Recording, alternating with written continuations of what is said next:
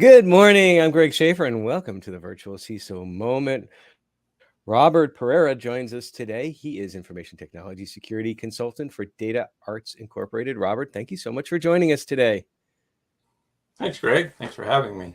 All right. I got through the hardest part of the podcast always for me, and that is getting the name right. So You did it. uh, sometimes I kind of sweat a little bit through it. So Robert, would love to hear a little bit about, why you're in IT security, how you got into it, and what your path has been, and what really drives you in it. Well, I've really, it's been a almost over 3.5 decade journey. So, and a bit of an interesting one. I don't want to, I don't know.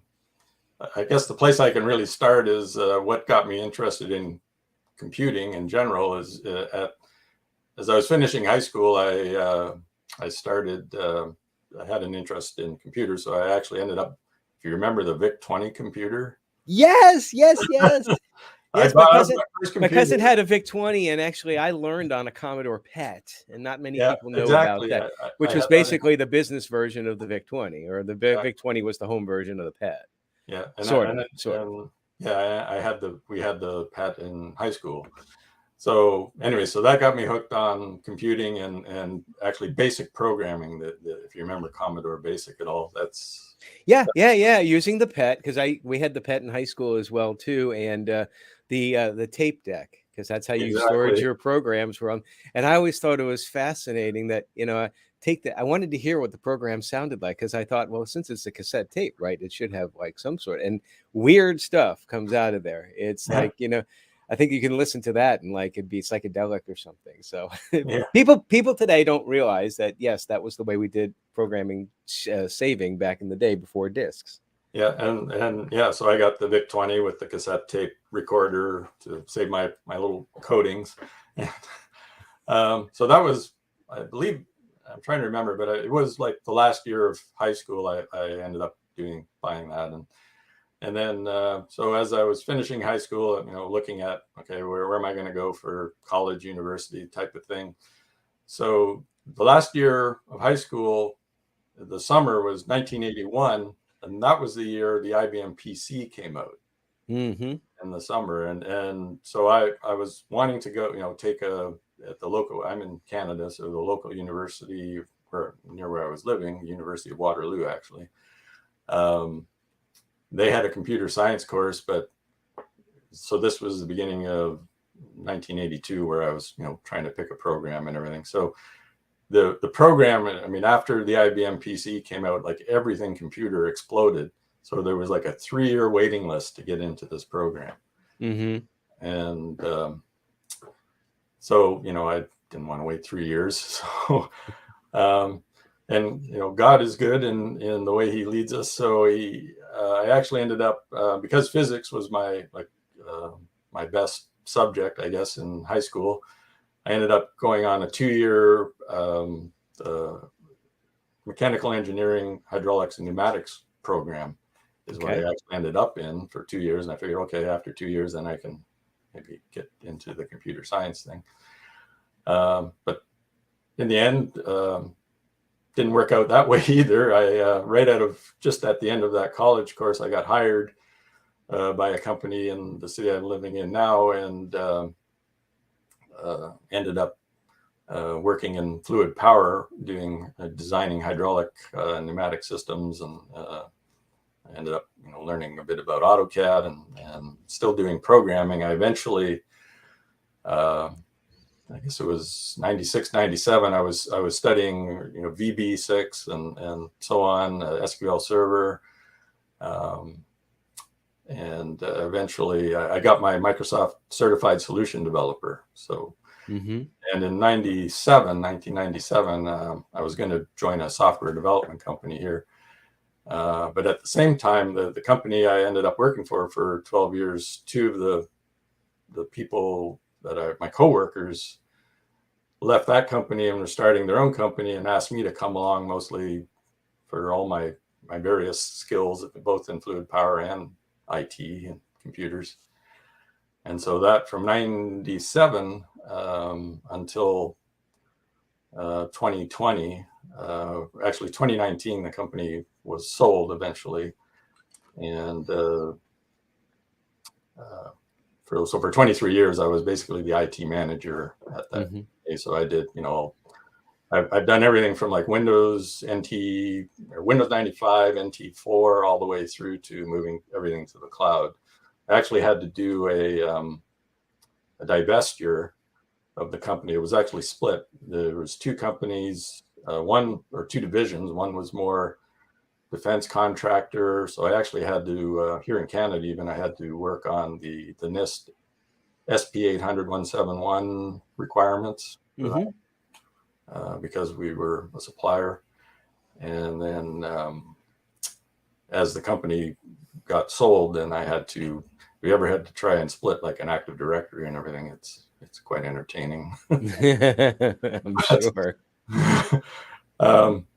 So anyway, and then in actually, I should make a little mention that what really, in 2004, I at a local college here, I started to get a security focus, I guess. And I took for what was then, I think the textbook is still behind me, the first version of the Security Plus. I didn't do the exam, but there was a college course. I think I might have that on my bookshelf too. Yeah, so I did I think it's like SYS001 or whatever it was. So I took a college course and I got, I passed their exam and everything. And my employer said, well, that's good enough. You don't have to do that. So, but that really got me, I guess, more security focused. And then I think it was 2018, person who's a friend of mine now, Evan Francine, he wrote a little book that I found on Apple iBooks called "So You Want to Be in Security" or in Information Security. I can't remember the exact title, and that really got me focused more, I guess. And I'm, as I'm moving through my career and thinking, okay, where do I want to focus things as I, progress, getting past mid-career stage and so on. And eventually, so they actually, he has a company, FR Secure, that does, they do a free CISSP training. So I actually went through that course in 2019, but I didn't do the CISSP exam because it was right around the same time the company got sold and I had to work on splitting things. I had to dig out my old book. This is what I studied back in 06, I think it was. Yeah. I think the domains are probably a little bit different, but I still have like little notes in there and all that. Yeah. Boy, that was a tough study, but you passed it, right? You just recently passed it? Yeah, just last week, actually. Congratulations. Yes, thank you. For me, it was the toughest test that I've ever taken. I think, or at least it was up there. But part of what made it tough is something that isn't an issue nowadays. It's like you had to wait like 6 weeks to find out whether or not you passed. So yeah, back in the day, now it's instantaneous for the most part. Yeah, well, it's so when you finish the exam, and it's I guess the urban legends, like it's the computer adaptive exam now. I don't know if you had the written one, I assume. I think it was somewhat adaptive at the time. It was computer delivered, if I remember correctly, but or maybe it wasn't. I don't know. It was a long time ago. So I've lost a lot of brain cells since then. So when you're sitting through it, it's like, did I even study for the right exam kind of thing? And then you have the walkout and so on. And it's like, if you told me I had failed, I would have believed it. Like it was just, what happened kind of thing. Right. But I passed. Well, congratulations on passing, and I'm going to test a little bit of your knowledge there, or at least apply the knowledge, because I'm going to ask you in just about 30 seconds what you think is the most significant threat to small and mid-sized businesses today. So clock is counting. Okay. Are you a virtual CISO or interested in the space? Then join us at the Virtual CISO Exchange LinkedIn group. Now, small and mid-sized businesses often need executive-level information security experience, but can't afford a full-time CISO. The virtual CISO is one way to address that gap. And this group is for current and interested vCISOs to discuss issues and challenges both generally in information security and those specific to the vCISO space. Go ahead and search for it on LinkedIn. All right, you've had 30 seconds. What would you say is the most significant threat right now to small and mid-sized businesses' cybersecurity? Well, from my Canadian perspective, and it's kind of backed up by some, actually some research too, ransomware is in Canada the biggest threat. It's like 70% of incidents are ransomware. And this is I can send you a link. It's a Blake's, is a law firm here in Canada. They do an annual cybersecurity study. Mm-hmm. So they've come up as well with 70% of incidents are ransomware related, and the average payout is 560,000 Canadian dollars. 560,000? Yes. Wow. And it's kind of like, when they ask Jesse James, why do you rob banks? Well, that's where the money is. Well, it's kind of the same in that they're not the threat actors aren't directly taking your money, but they're seizing your ability to generate income. And also, like if you can't send an invoice, if you can't, use your systems, if you don't have your invoice history or anything, how do you know what you're supposed to collect? So, basically, if they hold your life, your business in their hands, and it's like, sticking up a bank kind of thing. So what's your view or opinion on, do you pay the ransom or not? Yeah, it's still it's one of those real, if you have good backups and you can recover and you can get them out of your system completely, then I think you can not. And I think in the study about a third of people didn't. But it's, if you've got a business that, other people, their families, and it's a really tough moral question, I think, because you're financing the people that could attack, other companies, and it's like a chain reaction. I think one of the most important things with answering that question, this is what I try to counsel businesses on, is that you should have an answer to this question and what the triggers are before you even get hit with ransomware, because the last thing you want to do is to try to decide it in the heat of the moment.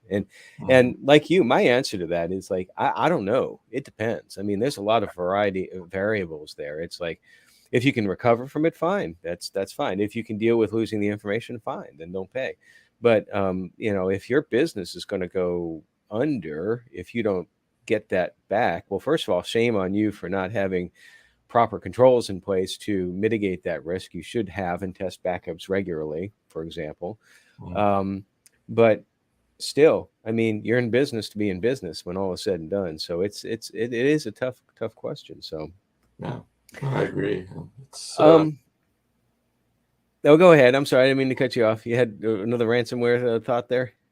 Well, it's, as I say, the interesting thing, at least in the study I'm referring to, the people that paid for the keys to get their information decrypted, they said, according to the study, 100% of the people were able to decrypt. So I don't know if there's honor among thieves. I don't want to, say, okay, you can depend on that. I'm surprised that you said it was 100%, and definitely, yeah.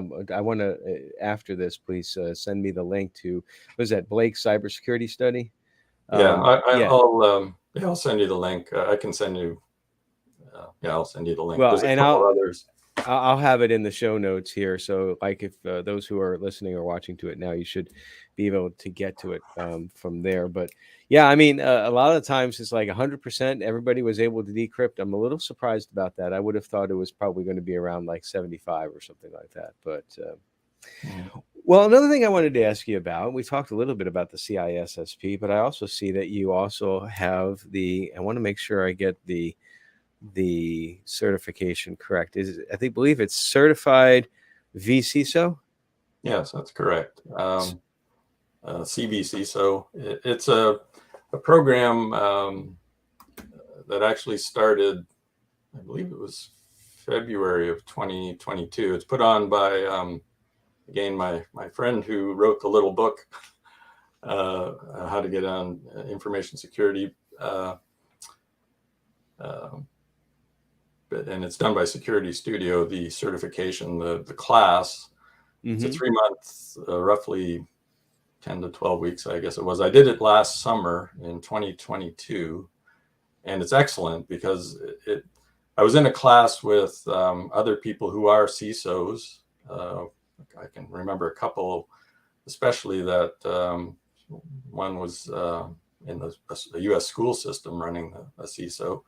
Men and women, which I thought was really excellent, because we definitely need more women in information security. We need that, I think, perspective as well. And they had great perspective. Like, I learned as much from the course as, interacting with my fellow classmates. If you were to compare the prep for passing the CVCISO exam and the CISSP, which one was more difficult? I would say the CVCISO, just because it was more, they went in, they teach more from the like what you do. And if I can just give a shout out to your book, I read your book. Thank you. I really thought, focusing on business risk. What I see with the CISSP exam was very, the focus is all, when you look at the study guide, goes all over the place. Yeah, it's all over the place, but it goes. I mean, there's the story. It's a mile wide and an inch deep, technically. Right. But they don't quite talk as much about, management of the entire information security program, at least to my mind. That's, what's really necessary in, the customer relationship and third party, relationships and vendor reviews and this type of thing that I felt it covered more what I was interested in, because as I mentioned, I'm, past mid-career. And I think you even mentioned, it might have even been the last program, that being a CISO is more towards, not end of career, but you need that, not just the technical experience that I fully had, but I really needed the mentorship, and that's what I really appreciated about this course. And yeah. The exam was a 3-hour exam, and I had to think. Well, I have not looked into the material for that. I just remember the CISSP for me at the time. Yeah, a mile wide and an inch deep is probably pretty close. I'll tell you one of the things, though, that the CISSP did for me when I was studying. I came up through, and you may or may not have had a similar experience in some way, but I came up through the networking side. So I think at the time the CISSP was 14 domains. Don't quote me on that. Maybe it was 12. I can't remember. I could open the book and count it, but I'm not going to. I think they've changed that. But in any case, there's multiple domains, and networking was one of them. And I'm like, well, networking is going to be where I'm going to excel at. And actually, I was not the best at networking. I was the best at risk management. And that's what the whole CISO, virtual CISO was. So really, I tell folks that when they're prepping one of our employees right now is prepping for the CISSP. One of the things I've told him is that this may, as you're studying for it, flesh out where you think you might want to go in information security, because it is a very broad field. I don't know if you had that similar experience. Yeah, and the one thing I would say that it's a bit of a disappointment to me is like when you get you basically just get you passed or you failed, but it doesn't show you, Right. where your strength was. And Right. I know I have my own opinion. I do feel kind of the way, like, I know networking is not my strength. Maybe you can even see I'm a DBA. Your database, yeah, and database was like, database was not my worst. Encryption was my worst. I will say that to this day. Encryption, I get it, but I don't. But Yeah, and yeah, and I studied it too, and I understand what it's for, where to apply it. Symmetric when you need speed, and asymmetric for transfer. I can say Diffie-Hellman or fairly, Yeah. but that's about it. And it's like, okay, I Yep. know it works somewhere. Someone else is smarter, but that's the beauty about cybersecurity is that, and Mhm. I interchange cyber and info here in this conversation, but cybersecurity is it's so broad, and there's so many like individual disciplines there that you really can drill down and do what you want to do. And it sounds like that you're focusing more now on the executive, the CISO side now as you continue prepping in your mid-career pivot, if you will. Yeah. Yeah, and that's where I see, I keep thinking, at this stage, I'm not going to be crawling around on the floor running network cables or even building servers anymore. I mean, that's what I used to do, but it's Well, more. I don't know. I was running cables a couple of weeks ago, and Oh, there's a really? few Linux servers behind me we just built up. So it's like, yeah, I don't know, I'm still doing that too. I got to keep my hand. I keep your hand in the geek pie, okay? Right. Definitely don't take it out of the pie. It's Yeah. fun. So Yeah. No, I still, just for, I just like to run, T-SQL stuff, just to keep in practice. I just like working with data, and that's actually my motto is really, securing the data is caring for people, because at the bottom line, I mean, that's, it's the data for your company, it's the data of your employees, it's the data of your customers, your vendors, and you got to protect it because it's going to affect people at some point down the line. absolutely. Well, certainly, I'm sure that you felt the stress at times during your long IT career, and it just continues in cybersecurity. And we have to sometimes realize that we can't let the stress overtake us. And I'm a big proponent of getting away, doing something, getting away from the bits and bytes and all of that. What is one thing that you do to decompress? I guess the one thing I do pretty much every day to decompress is I like to walk. So I walk early in the morning, and I'm a believer. So I walk and pray, Amen. just bring things that I'm looking at, thinking about before the Lord, and it really decompresses me. That is, and I do that as well too. That is one of the most effective ways, I think, to pray, um, because you're communing with God's creation directly. Particularly, like if you're walking, like I tend to like to walk more like in a park nature type setting, Yeah. just for that. Clears the head, focuses the mind, gets the day on the right track. So I think that's a can't improve on that. That's for sure. Mm. So, moving forward, you have now passed the CISSP. What are your future plans? Well, I guess I have some plans. I've had opportunity to do some training, and that kind of interests me. Um, I I'm hoping to be able to do more of that. I've had some other opportunities to work with some Christian organizations that I'm hoping will be able to continue in helping with their infosec related things. And I'll eventually, I have I'm not sure where I'll end up, but my idea is that I may end up on the island of Bali because I've been there before, and I have actually someone very dear to me lives there, and she's the school director, and I was actually doing some training for her. It's a Christian school, and you have to understand Bali is a Hindu island, part of Okay. Indonesia.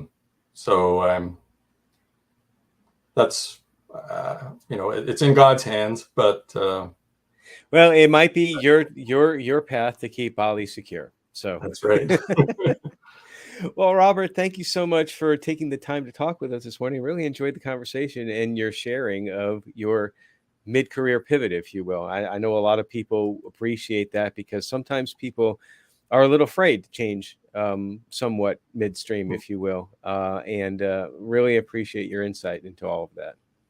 Well, thank you very much, Greg. Thanks for the opportunity, and God bless. And everybody, stay secure.